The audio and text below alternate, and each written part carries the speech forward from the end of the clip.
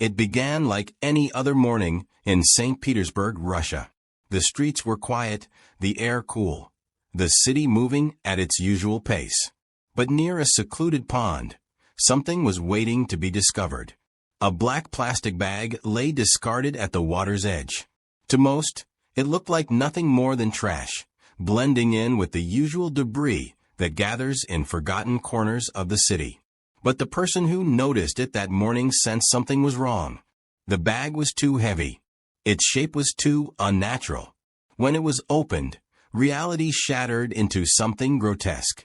Inside, there were human remains, severed limbs, carefully packed, left out in the open as if the killer had no fear of being caught. Police arrived quickly, sealing off the area, scanning for any evidence that could explain what had happened. But this was not an isolated discovery. It was part of something much larger, something far more disturbing.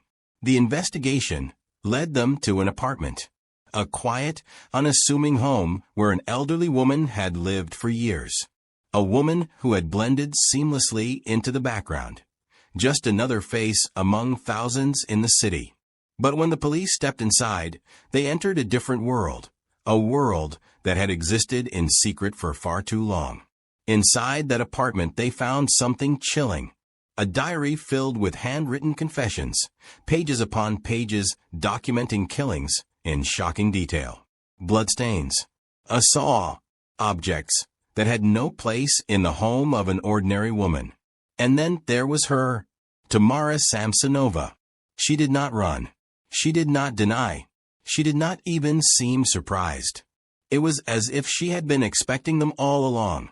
For years, she had lived among people who never suspected her. A woman with gray hair, frail hands, and a soft voice. Someone who could walk past anyone on the street without a second glance.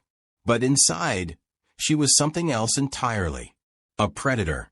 A woman who kept records of her crimes, as if they were nothing more than a shopping list.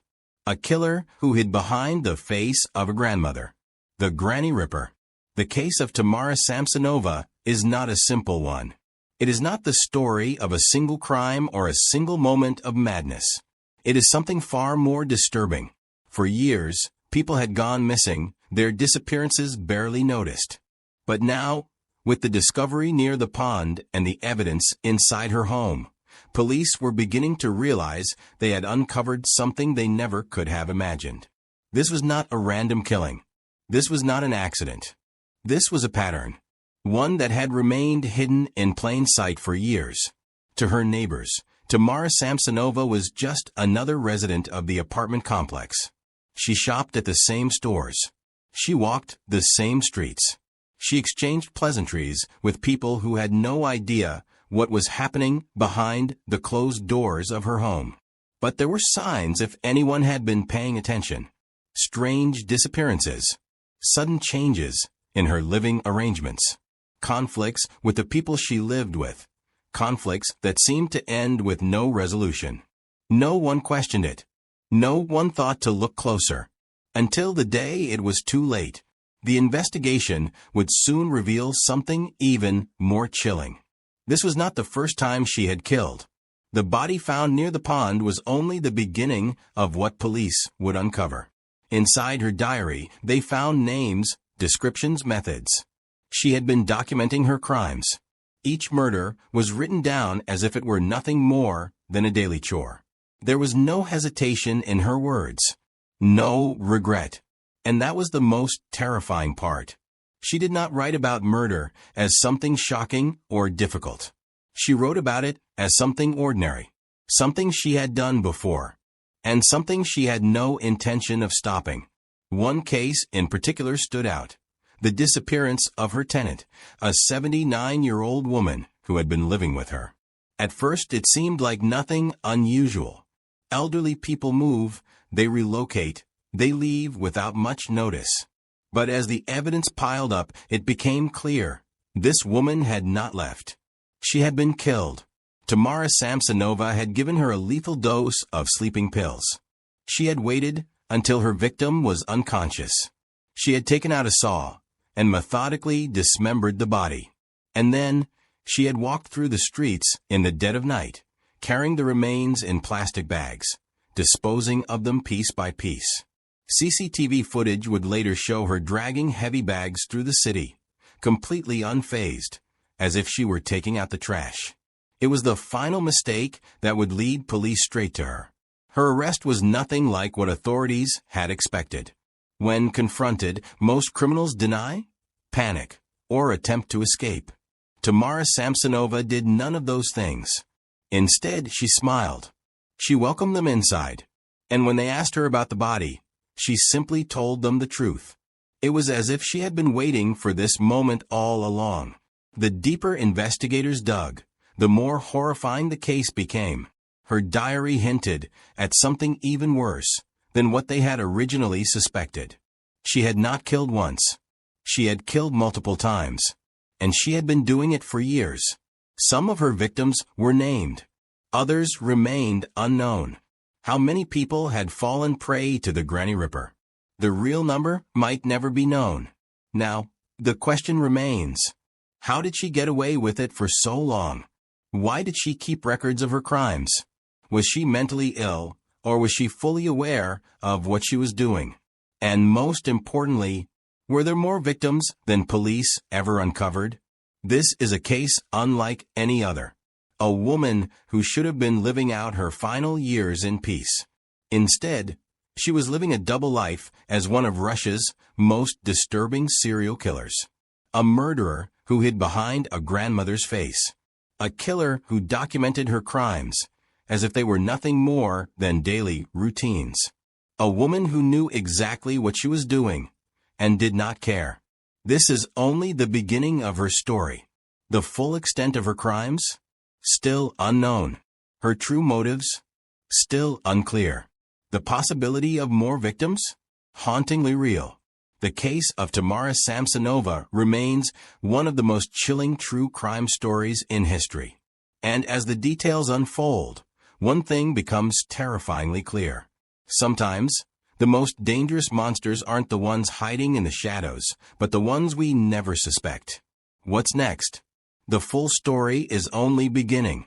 Her confessions, her psychology, the theories surrounding her crimes, and the horrifying realization that she may not be the only one like this. What do you think? Was Tamara Samsonova truly insane, or was she in full control of her actions? Leave your thoughts in the comments, and don't forget to subscribe, because we're about to dive even deeper into one of the most terrifying cases the world has ever seen. The story of Tamara Samsonova begins in the heart of Soviet Russia, a country where secrets were kept and the eyes of the state were always watching. It was a time when citizens were taught to blend in, to follow orders, and to suppress any hint of individuality. For Tamara, the rigid social structure of the Soviet Union provided the perfect cover for a personality that was deeply troubled. Tamara's early years were marked by struggles, though not in the ways one might expect. Unlike many children who suffer from poverty or extreme hardship, her challenges were more subtle, but just as impactful. Growing up in a family where emotional expression was stifled, Tamara never had the opportunity to develop healthy emotional bonds. Her home was one where affection was scarce and warmth was absent. Her parents, though functional on the surface, were emotionally distant, creating an environment that left Tamara to navigate her early years largely on her own. Her mother, who was often described as cold and emotionally unavailable, had little patience for the whims of a young girl. Tamara's father, though present physically, was often lost in his own world, leaving the family to fend for themselves emotionally. This lack of familial warmth and guidance might have planted the seeds for her later behavior, as she grew into an adult who viewed human life with cold detachment. While the family dynamic was far from ideal, Tamara's behavior as a child did not immediately scream danger. She wasn't the rebellious type, nor did she show signs of violent tendencies in her youth. However, her internal world was something entirely different. She developed a profound sense of isolation that would later manifest in increasingly disturbing ways. The emotional void left by her upbringing may have contributed to the lack of empathy that would define her later actions. In Soviet Russia, children were often encouraged to suppress their emotions and focus on their studies, creating an environment ripe for young minds to become disconnected from the reality of the world around them. Tamara, like many of her generation, learned how to keep her feelings hidden. However, the more she suppressed, the more the darkness within her began to grow. As a young adult, Tamara's life took her to St. Petersburg, a city that would become the backdrop for her most terrifying crimes. The city, with its grand architecture and historical significance, seemed an unlikely setting for a killer like Tamara. To the outside world, she was just another woman living an ordinary life. But to those who crossed paths with her, there was always something slightly unsettling, something that made people hesitate when they interacted with her. St. Petersburg was a city of contradiction, where beauty and decay coexisted, where the grandeur of the past mingled with the starkness of modernity. For Tamara, the city represented a fresh start. She found work as a caretaker, a profession that allowed her to blend in and maintain a low profile. Her job placed her in the homes of the elderly, where she could care for those who were vulnerable and isolated. Little did anyone know that she would soon turn her ability to blend and into something far more sinister. Tamara's life in St. Petersburg was unremarkable on the surface. She went to work, performed her duties, and maintained a semblance of normalcy. She interacted with her neighbors and coworkers, yet there was always a strange disconnection between her and the people around her. Her neighbors described her as polite but distant, a woman who didn't engage in idle conversation or social activities. She kept to herself, retreating into the privacy of her home when the workday was over. But for Tamara, this private world wasn't just a place of solitude. It was where she indulged in her most gruesome desires, where the macabre came to life. She had a fascination with the occult, a fascination that would soon become apparent to anyone who ventured too close to her life. At first it was subtle. She was known to keep books on black magic and rituals, and while many of her neighbors didn't think much of it, those who were curious about her strange reading habits began to notice an unsettling pattern. While Tamara's outward appearance and social interactions might have suggested she was harmless, those who truly paid attention began to sense something was off. She wasn't like the others. There was an unspoken distance between her and the world around her, an emotional coldness that seemed to radiate from her. Though she was never openly rude or hostile, there was a certain detachment in the way she interacted with others that left people uneasy. Her obsession with the occult was a significant part of her private life. To her, these dark arts were not just a passing interest, but a central focus of her existence. Her books were filled with rituals, spells, and rites of sacrifice, all of which reflected her growing need for control and power. Many of her neighbors knew she often read these books late at night, under the dim light of a single lamp. Some even claimed that they saw her performing strange rituals in the privacy of her apartment, rituals that seemed to involve objects that had no place in the world of an elderly woman. But it was the strange rumors about her interactions with her tenants and the elderly people she cared for that raised the most suspicion. As her professional life involved caring for vulnerable individuals, there were whispers that some of them had gone missing, and her name was linked to more than one disappearance. However, the truth remained elusive, as most people were hesitant to speak up against a seemingly harmless woman. Tamara's personality, as described by those who encountered her, was marked by a strange quietness, an almost eerie calmness that never gave way to anger or frustration. She didn't seem to form strong attachments to anyone. Her relationships were shallow, and her emotional responses were cold. Some neighbors had mentioned that there were moments when they saw her smiling to herself, almost as though she was anticipating something, but no one could say for sure what that something was. As the years went by, Tamara's private life remained just that, private. However, those who had any real interaction with her began to notice the gradual shift in her behavior. Her odd habits and mysterious disappearances began to raise questions, but they were never serious enough to warrant an investigation. The elderly people she cared for and the tenants she rented to seemed to come and go with little fanfare, with no one ever suspecting that she was the one pulling the strings in the shadows. But it was in her apartment, the place where she felt most at home, that the true nature of Tamara's twisted mind began to manifest. Inside her apartment, she was free to indulge in her most gruesome desires. Over time, her interests shifted from the purely occult to something darker. The rituals she had read about in books began to seep into her daily life, and the unimaginable began to take root. There was no turning back for her. At some point, the boundaries between fantasy and reality blurred.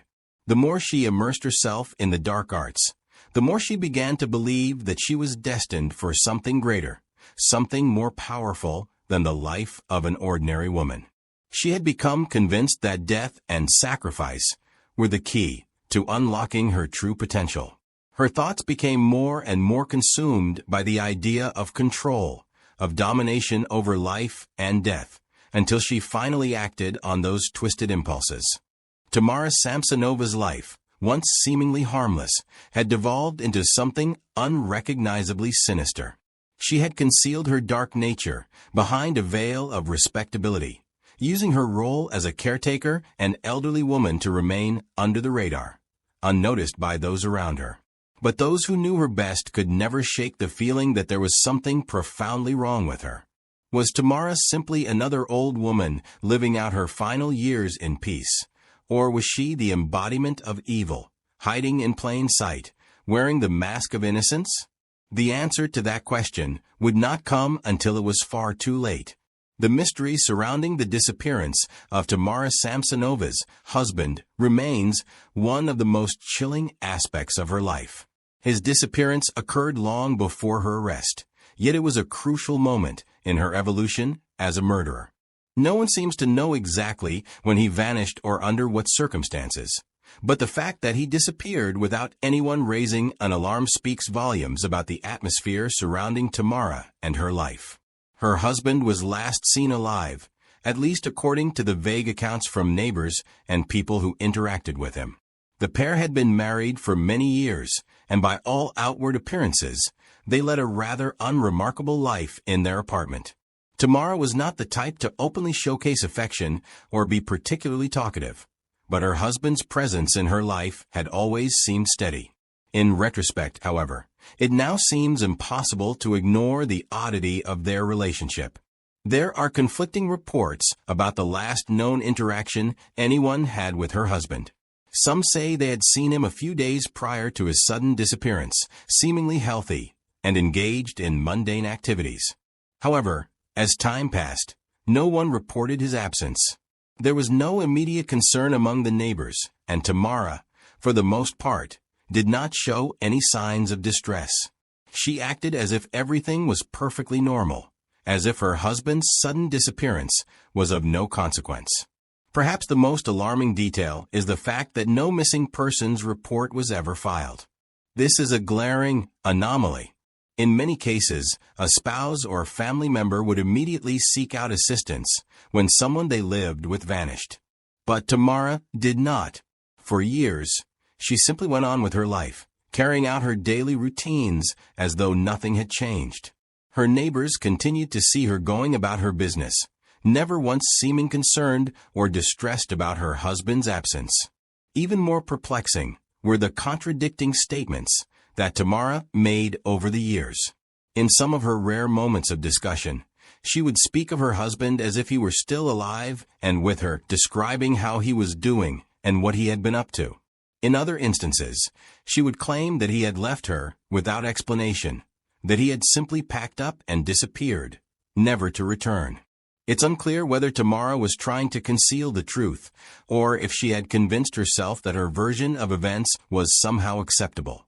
But the inconsistencies in her accounts raise further suspicion.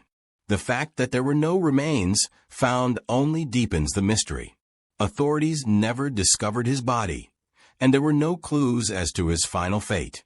It is as though her husband had simply evaporated into thin air, leaving no trace behind. This lack of physical evidence has led some to wonder whether Tamara disposed of his body in a way that left no clues. Was he the first victim? And did she dispose of his remains with the same meticulousness that she would later use with other victims? Or did something happen to him that we may never fully understand? One can only speculate about the many theories surrounding his disappearance. The most chilling possibility is that he was her first victim. Tamara's husband was, after all, living with her at a time when her violent tendencies were likely already beginning to surface. Could he have been caught in the same pattern of murder and control that would later define her life? Was his disappearance a precursor to the violence that she would go on to commit? There is no definitive answer, but the eerie silence surrounding his disappearance seems suspiciously well orchestrated, as though Tamara was already learning how to hide the truth. The authorities at the time may not have been aware of the growing danger posed by Tamara. At the time of her husband's disappearance, she was still largely unknown to them, and her relatively quiet life seemed, at least to the outside world, to be unremarkable. However, looking back, the fact that she had no qualms about allowing her husband to disappear without question raises serious questions. Why did no one investigate further? Why did Tamara appear so unconcerned by her husband's sudden vanishing? These unanswered questions leave a sense of unease that lingers long after the facts have been reviewed. In the years following his disappearance, Tamara's life carried on with little disruption. She continued to live in the same apartment, and she took on the same role as a caretaker, watching over vulnerable individuals as though nothing had ever happened. But as time passed, her behavior began to shift. Those who had come into contact with her began to notice strange occurrences, things that didn't quite add up. But no one could have suspected that her husband's disappearance was merely the first act in a long series of brutal murders that would span years. It's possible that after her husband's disappearance, Tamara felt empowered. His absence could have given her a sense of freedom, a sense that she could operate without restraint, without anyone looking over her shoulder. She would later go on to disappear from others, taking control of her victims' lives in a way that was both calculating and disturbingly systematic. Her husband's disappearance may have been the first taste of murder for her, and it could have emboldened her to continue committing similar crimes without fear of being caught. But was it only her husband who vanished in this peculiar manner? There are hints that his disappearance could have been the beginning of a disturbing pattern that Tamara would continue for years. The people she rented to, the tenants she had in and out of her life, did any of them fall victim to the same fate as her husband? Was there a trail of missing persons, all tied back to the woman who was, by all outward appearances, just another quiet elderly woman? In retrospect, it is easy to look at the circumstances surrounding her husband's disappearance and see them as a precursor to the horrors that would follow. Tamara had, by that point, already begun to perfect the art of disappearing people, of erasing them from the world without anyone noticing. The fact that no one questioned it, that no one thought to look deeper into her life, may have been the reason she was able to continue her killing spree undetected for so long. Tamara Samsonova's actions and the disappearance of her husband were likely the early stages of her downward spiral into complete depravity. By the time she killed again, she had already learned how to manipulate the world around her. She knew how to hide her actions, how to mask her true nature, and most chilling of all, how to dispose of her victims without leaving a trace. Her husband's disappearance, then, might not have been the end of her reign of terror. It could have been the very beginning of something far more sinister, a pattern that would go unnoticed for years, and one that would only come to light when it was far too late. The strange disappearance of Tamara Samsonova's husband is a story that leaves us with more questions than answers. His disappearance remains one of the most haunting aspects of her life, a key event that seems to have set her on the path toward a life filled with violence and secrecy. His vanishing, unnoticed by those around her, reflects the dark, quiet power she wielded, power that would go on to claim many more lives. The absence of his remains, the contradictory statements, and the lack of investigation suggest a carefully crafted facade. But what did this disappearance really signify in the larger scheme of Tamara's disturbing transformation? We may never know the full truth, but what we do know is that it was only the beginning of a much darker story. Tamara Samsonova's arrest was not a sudden event. It was the culmination of years of hidden brutality, where every action had been meticulously planned and executed with a chilling precision. Her crime that eventually led to her capture was the murder of Valentina Ulanova, a 79-year-old woman who had become an unsuspecting tenant in Tamara's life. This murder, more than any other, would unveil the darkness lurking inside Tamara and expose the true extent of her depravity. Valentina Ulanova, like many elderly individuals, found herself needing a place to live. She moved into an apartment that seemed like a safe and quiet haven. Little did she know, she was stepping into the clutches of a woman whose cold, calculating nature had already been years in the making. Tamara had taken in Valentina as a tenant, offering her a space in her home under the guise of a kind and caring woman. The two lived together, but the true dynamic between them was far from peaceful. Tamara's underlying anger and growing desire for control began to boil over in the most disturbing ways. Over the course of their time together, Tamara had begun to grow increasingly impatient with her elderly tenant. It is believed that Tamara saw Valentina not just as a tenant, but as an object, something she could control and ultimately dispose of when the time came. This dark desire would come to a head in a series of chilling diary entries. Tamara's diaries, which had already begun to reveal the disturbing inner workings of her mind, became even more sinister as she described in vivid detail how she planned to take Valentina's life. The diary entries leading up to the murder were chilling. In them, Tamara spoke of Valentina's increasing annoyance, describing her as a hindrance to the life she wished to lead. These were not the words of a person grappling with moral confusion or doubt. Rather, they were the cold thoughts of someone who had already decided on a course of action. Tamara wrote about her desire to remove Valentina from her life completely. She mentioned how her tenant's presence made her feel trapped, as though she were being forced to care for someone who was taking up space, both physically and mentally. In these entries, she outlined the exact way she would poison Valentina, how she would watch her die, and how she would dispose of her body. On the night of the murder, Tamara decided to act on her plan. She poisoned Valentina's food with a potent dose of sleeping pills. The details surrounding the moment of murder were cold and methodical. Tamara had waited until Valentina was fully unconscious, having carefully monitored the dosage. Valentina, completely unaware of the lethal mixture that had been slipped into her meal, ate without hesitation. As the drugs took effect, Valentina fell into a deep sleep, and it was then that Tamara made her move. The act itself was not a rushed, panicked one. Tamara took her time, ensuring that the death was as controlled and precise as possible. She had no intention of leaving any room for error. The elderly woman was rendered unconscious, and with that, Tamara was free to do as she pleased. This was not the first time Tamara had contemplated such an act, and it would not be the last. With Valentina now dead, the next part of Tamara's plan unfolded in horrific detail. Dismemberment, a gruesome, deliberate act that would be carried out with a chilling sense of order. Rather than using a knife, as one might expect, Tamara used a hacksaw. The reason for this choice was not immediately clear, but it suggests a cold practicality.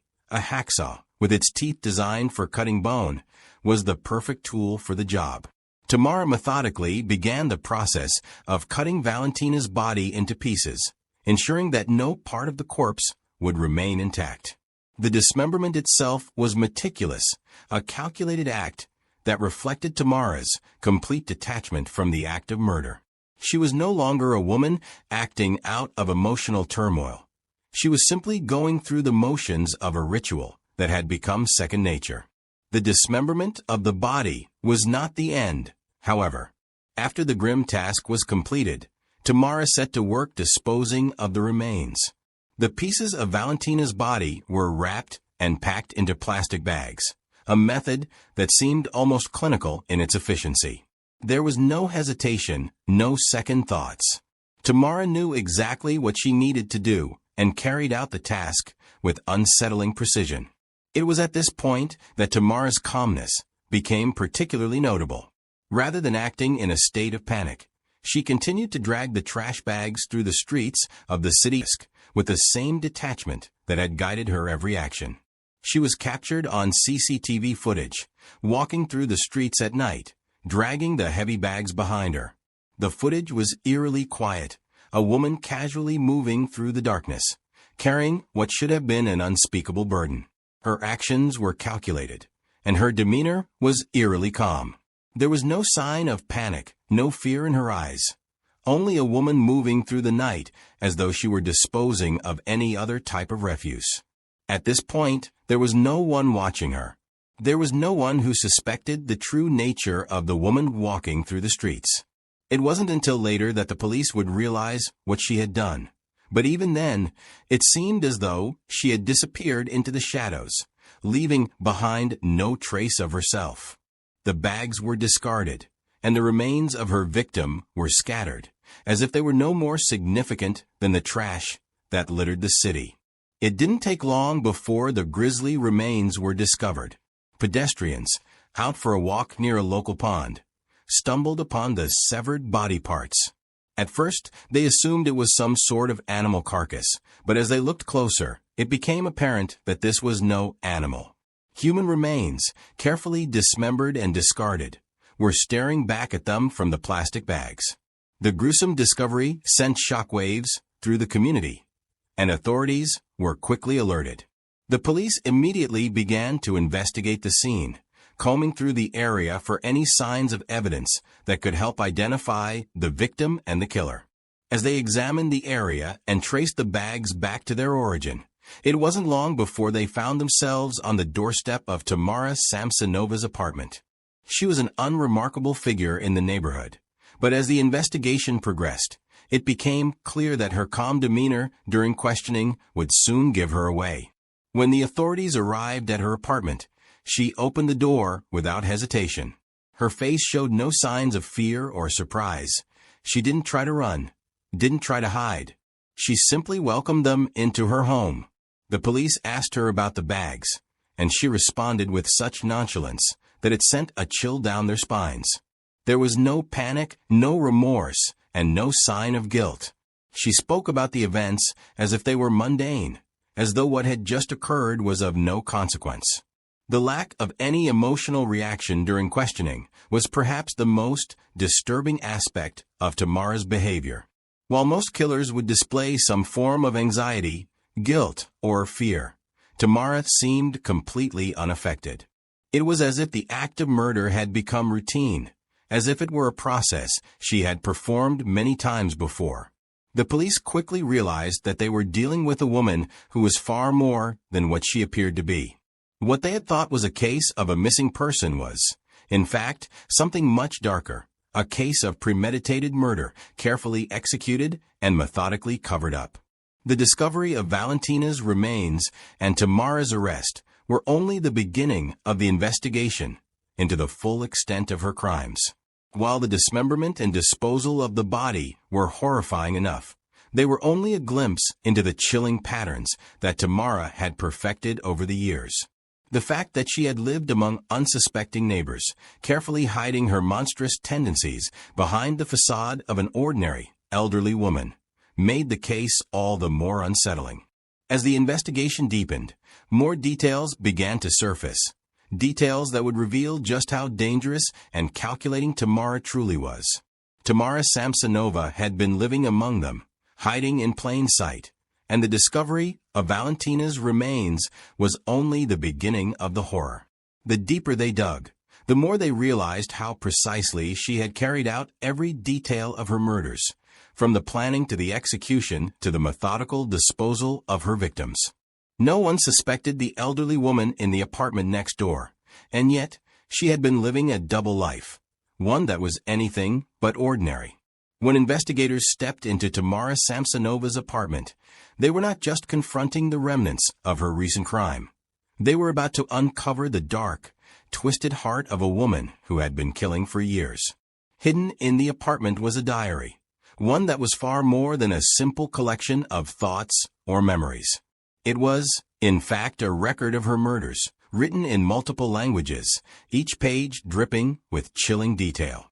The diary was an unsettling insight into her mind, revealing not only the methodical way she planned and executed her crimes, but also the eerie way in which she viewed them. Tamara wrote with clinical precision, documenting the killings as if they were routine, as though they were no different than the mundane details of her everyday life. Each entry described a different murder, often accompanied by gruesome details of the method she used to dismember her victims. She described the process of cutting them into pieces with disturbing calmness, almost as if she were noting down the steps for a recipe rather than recounting an act of murder. There was no emotion in her words, no signs of guilt or regret. Instead, she wrote about her victims with detached indifference, as though they were nothing more than objects, disposable and inconsequential. These chilling passages revealed her complete lack of remorse, her satisfaction in the act of killing, and her growing obsession with it. As time went on, the diary entries became more and more detailed, indicating that the killings had become routine, an obsession that consumed her thoughts. In addition to the explicit details of her murders, the diary also contained references to occult rituals, black magic, and sacrifices. It became apparent that Tamara did not just kill for personal satisfaction or material gain.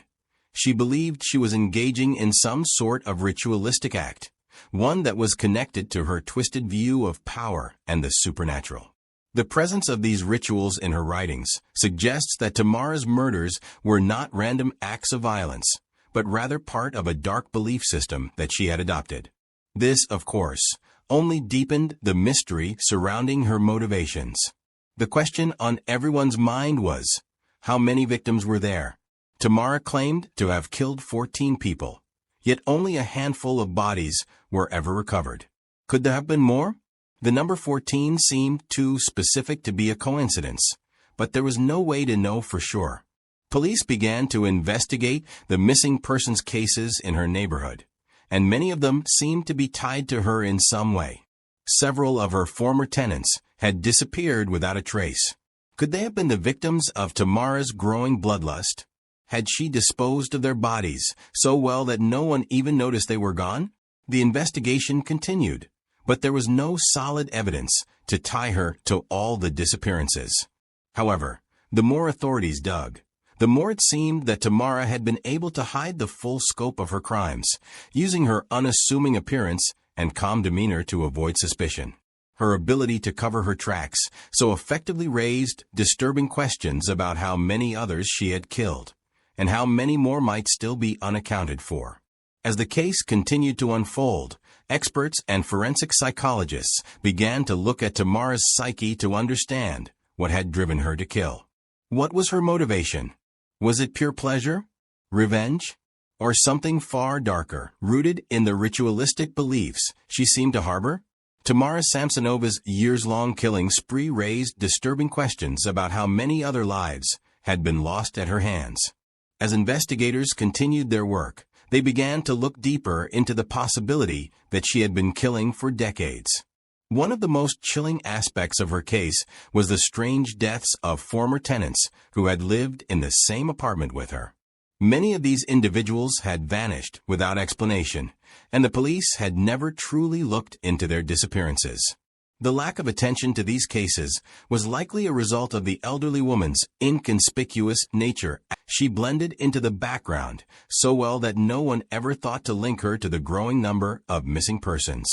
This realization was deeply unsettling, as it seemed that Tamara had been able to kill for so long without anyone noticing. She had become adept at hiding her actions, and no one suspected the woman who lived quietly among them. Authorities began to look at other suspicious deaths in the neighborhood, deaths that had seemed unrelated at the time but now appeared to fit a chilling pattern. The strange disappearances of several elderly individuals who had crossed paths with Tamara were now under scrutiny. The investigators were left to wonder, had she been hiding in plain sight all these years, killing without detection?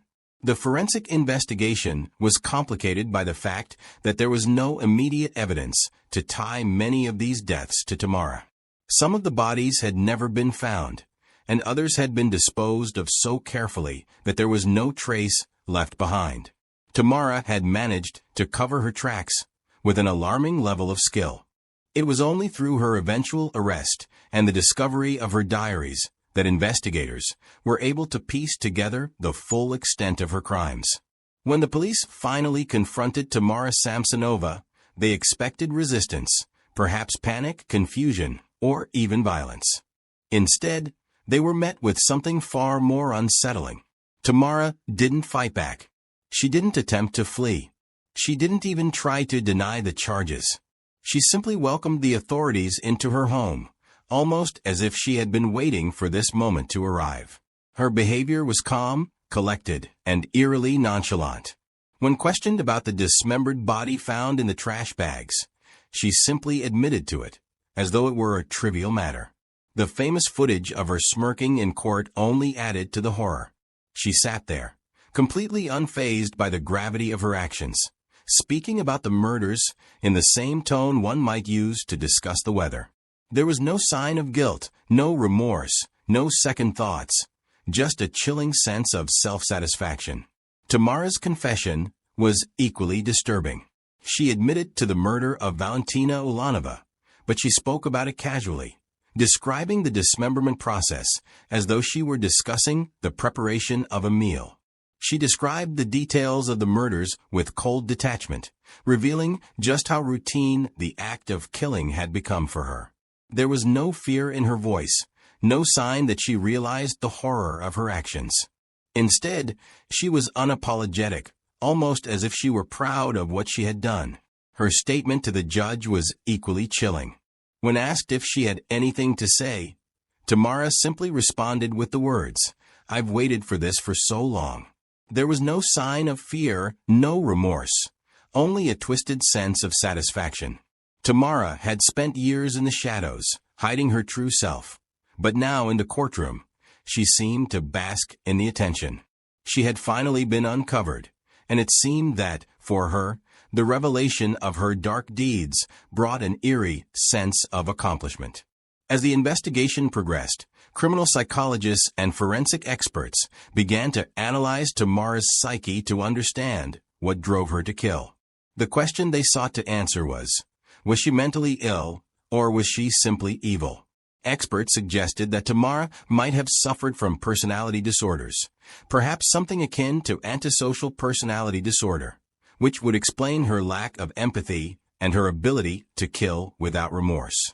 Others suggested that her fascination with the occult could have played a significant role in her actions. Was she killing as part of some ritualistic belief? Did she believe she was fulfilling some twisted spiritual purpose with her murders? One of the most disturbing aspects of Tamara's case was her lack of remorse, her eerie calmness in the face of her crimes. This contrasted sharply with many other serial killers, who often showed signs of guilt or fear when confronted with their actions. Tamara, on the other hand, appeared almost proud of her killings, as if she felt justified in what she had done. This psychological profile raised questions about her true motivations and whether she was truly insane or simply a calculating, cold-blooded murderer. Tamara's case also stood out because of the rarity of elderly female serial killers. Most serial killers are male, and female killers tend to be less violent and more often motivated by personal relationships or financial gain. Tamara, however, defied the norms, committing cold, brutal murders without any obvious motive, and without the emotional connection that many other female killers might have had with their victims. After her arrest, Tamara was declared criminally insane and was not sent to prison. Instead, she was housed in a high-security psychiatric hospital in Russia, where she remains to this day. Her diagnosis of severe mental illness raises further questions about her true mental state.